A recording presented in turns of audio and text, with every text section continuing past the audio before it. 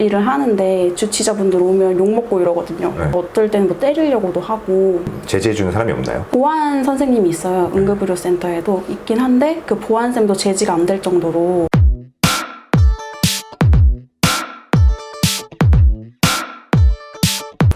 안녕하세요. 안녕하세요. 자기소개 좀 부탁드릴게요. 안녕하세요. 응급구조사로 근무하고 있는 노이슬이라고 합니다. 반갑습니다. 그 응급구조사를 선택하게 된 계기나 과정 좀 간단히 소개해 주세요. 제가 어릴 때부터 의학에 대해 관심이 많았거든요. 네. 그러니까 만화책 같은 거 보면서 쉽게 접했는데 고3 때 입시를 이제 막 준비하게 되면서 어디를 가야 될까 고민하고 있다가 응급구조사를 인터넷에서 보게 됐는데 너무 매력적인 거예요. 병원 전 단계에서 의사의 지도만 받고 환자를 처치할 수 있다는 게 너무 매력적이어서 네. 바로 응급구조과로 진학을 하게 됐어요. 취직할 때는 그 과정은 어떻게 되는 거예요? 취직할 때는 대학에 3년제가 있고 4년제가 있는데 저는 3년제를 나왔어요. 이제 전공 과정을 밟고 그다음에 소방서 실습, 병원 실습 나간 다음에 이제 국가고시 보고 합격하면 응급구조사 자격이 주어지는 거예요. 그럼 보통 자격이 주어지면 바로 이제 취직을 해서 바로 현장에 투입이 되는 건가요? 네네, 맞아요. 그 응급구조사로 이제 처음 취직을 해서 일을 하게 되면 받게 되는 초봉은 어느 정도 되나요? 제 동료들, 제 대학 동기들 기준으로 보면 3천에서 5천만 원 정도 되는 것 같아요. 아, 그 갭이 좀 크네요. 어떻게 네, 이제 어디를 들어가냐에 따라서 이제 좀 달라지는 것 같아요. 조금씩. 그 응급구조사를 하게 되면 생기는 직업병 같은 게 있나요? 이제 저희가 할 수 있는 그 업무 범위 중에 이제 정맥로 확보가 있거든요. 네. 정맥 주사 놓는 거 네네네. 있잖아요. 병원에서 간호사분들이 하듯이 네네. 저희도 그걸 하는데 이제 그걸 하다 보니까 지나가는 사람들 팔의 혈관을 네네. 계속 보게 되고 아, 저 혈관이면 뭐 어떤 바늘이 잘 들어갈 수 있겠다. 네네. 손가락에도 잘 놓을 수 있겠다. 막 이런 거 생각을 하게 돼요. 계속. 저는 잘 들어가는 건가요? 네, 저 엄청 잘 들어갈 그래? 것 같아요. 아, 이게 두꺼우면 좋은 거군요. 네, 두꺼운 혈관이 좋다는 뜻이니까. 그럼 제가 응급구조사 분을 이제 섭외하기 전에 기사를 많이 찾아봤어요. 근데 예전에 뉴스에서도 한번 이슈가 크게 됐던 사건이 환자를 이송 중에 환자가 주치자가 이제 응급구조사를 폭행해서 그게 나중에 뭔가 그게 빌미가 돼서 사망을 하셨다고 그런 기사를 봤어요. 근데 그런 부당한 대우를 환자들한테 많이 받게 되나요? 이제 아무래도 병원이든 응급실이든 이제 소방 현장이든 주치자분들이 너무 많아요. 주치자분들은 이제 자기 컨트롤이 안 되기 때문에 제가 뭐 선생님 좀만 이렇게 진정해달라고 이렇게 말을 해도 안 듣는 경우가 굉장히 많아서 폭력에 노출될 위험도 굉장히 높아서 저 같은 경우도 병원에서 이제 일을 하는데 주치자분들 오면 욕먹고 이러거든요. 네. 어떨 때는 뭐 때리려고도 하고. 제지해주는 사람이 없나요? 보안 선생님이 있어요. 응급의료센터에도 있긴 한데 그 보안쌤도 제지가 안 될 정도로 격하다고 해야 되나? 네. 격한 분들이 좀 많아요. 욕설도 많이 하고. 이송할 때도 아무래도 가깝잖아요. 만약에 주치자일 경우에는 바로 앞에 누워 있으니까 그런 경우에도 이렇게 막 폭력을 행사하거나 이런 분들이 실제로도 많나요? 네, 실제로 정말 많아요. 그럴 땐 어떻게 대처하세요? 그럴 때는 이제 처벌이 가능하거든요. 네. 그래서 저희 응급실에도 경찰서에 신고를 할 수 있는 전화가 구비가 돼 있어요. 그래서 바로 112 신고해서 내원해달라고 말하시면 경찰관분들 오셔가지고 데려가시거나 아니면 병원에서 좀 더 처치받게 하는데 이제 경찰관분들 이제 앞에 서 계시게 한 다음에 처치를 하는 경우도 많아요. 경찰관분이 서 계시면 아무래도 좀 네. 좀 이렇게 누그러지는 게 좀 있더라고요. 그리고 왜 그런 그냥 병원을 그렇게 응급한 상황이 아닌데도 마치 택시 이용하듯이 그런 사람들이 실제로 있어요? 제가 병원에 오기 전에 소방서에서 구급대 계약직으로 일을 했었거든요. 네네. 이제 대체 인력이라고 하는데 신고를 나갔는데 어떤 할머니였어요. 네. 근데 그 할머니가 자기 동대문에 있는 어떤 병원을 가야 되는데 약을 받으러 가야 된대요. 근데 자기가 택시비가 없다고 병원까지 좀 데려다 달라고 그러는 거예요. 그래서 아, 이거는 환자를 위한 구급차지 선생님이 약을 받으러 가시는 구급차가 아니라고 했더니 욕을 엄청 하시는 거예요. 전화상으로. 갑자기. 그래서 저희가 안 된다고 하고서 이송을 거부한 적이 있어요. 근데 응급한 전화를 받고 갔는데 응급한 게 아니었던 경우도 있나요? 그러니까 그 소방서에서 이제 출동이 나면 지령서가 뽑혀요. 뭐 신고자 주소지나 전화번호랑 그다음에 신고 내용이 같이 뜨거든요. 네. 그 신고 내용에는 뭐 허리가 아파서 병원에 가야 한다고 함 이렇게 적혀 있었는데 실제로 신고자와 통화를 할 때는 병원에 약을 받으러 가야 된다고 거짓 신고를 하는 경우가 있죠. 과태료를 매긴다던가 이런 거는 없나요? 구조 구급 법률에 보면 이런 환자는 이송을 거절이나 거부할 수 있다라고 제시가 돼 있긴 하는데 뭐 실제로 잘 이루어지는 경우도 있겠지만 대부분은 신고자분 요구를 들어준 게 많은 경우인 것 같아요. 그럴 때는 솔직히 마음적으로는 어떠세요? 화나요. 되게 화나요. 근데 티는 못 내잖아요. 네, 티는 못 내죠.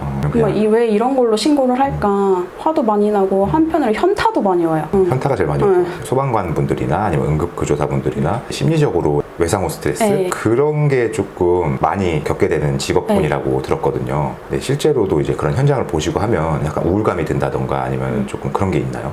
제가 이제 지금 병원에서는 워낙 많은 환자도 보고 그렇다 보니까 지금은 그게 좀 무뎌졌는데 이제 그 소방서에서 계약직으로 근무할 때는 그 월요일부터 금요일까지 정말 거짓말 안 하고 하루도 빠짐없이 아침부터 심정지 신고나 사망자 신고가 계속 들어오는 거예요. 좀 네. 5일 내내. 그래서 5일 동안 계속 사망자를 보고 이랬던 경우가 있거든요. 네. 근데 그걸 보니까 이제 심적으로 너무 이렇게 불안하고 이런 거예요. 네, 그냥 가만히 있어도 네, 가만히 있어도 불안하고 제가 자면서 가위를 눌린 적이 없는데 야간 근무하다가 자는 도중에 가위 눌려서 깨기도 하고 계속 그 잔상이 계속 떠올라서 너무 힘들어요. 그런 거를 이제 좀 되게 케어해주는 그런 뭐 제도나 이런 게 아직 없나요? 이제 소방관들 경우 같은 경우에는 외상후 스트레스 장애가 너무 많다 보니까 정신건강의학과의 진료를 보게 한다든지 이런 제도는 있는데 병원에서 근무하는 사람들 같은 경우에는 그런 제도는 아직 없는 것 같아요. 일하시다가 겪었던 에피소드 중에 기억에 남는 것 좀 하나 말씀해 주세요. 제가 몇 주 전에 이제 근무를 하다가 중년의 여자 환자분이셨는데 가슴 통증을 호소하면서 오신 거예요. 근데 가슴 통증을 호소하는 거는 대부분 심장 질환인 경우가 많아서 심근경색이나 협심증 아니면 대동맥 박리라던가 이런 질환들이 많이 있거든요. 그래서 그 환자가 오셔서 저는 바로 심전도를 체크를 해봤는데 심근경색 리듬인 거예요. 그래서 전 바로 인턴 의사 선생님한테 말을 했는데 의사 선생님이 이거 심근경색 아닌 것 같은데 이러는 거예요. 그래서 근데 저는 아무리 봐도 맞거든요. 근데 그렇게 있다가 그 환자가 갑자기 심정지가 생긴 거예요. 바로 심폐소생술을 하고 검사를 했는데 심근경색이 맞았던 거예요. 근데 그 환자는 심근경색의 정도가 너무 심해서 살 수 있을지 불분명한 그런 상황이었는데 1시간 반 정도 심폐소생술을 하고 바로 이제 혈관 조영실 가서 심장을 뚫는 시술을 해서 기적적으로 살아난 환자분이 있었어요. 나중에 제 병동을 한번 올라간 적이 있는데 그 환자가 정말 아무렇지도 않게 TV 보면서 계시는 거예요. 1시간 반을 심폐소생술을 했는데도 살아나는 게 정말 신기할 정도로 뜻깊은 그런 경험을 했다고 해야 되나? 너무 신기했어요. 이번에는 직업에 장점이 있다면 뭐가 있을까요?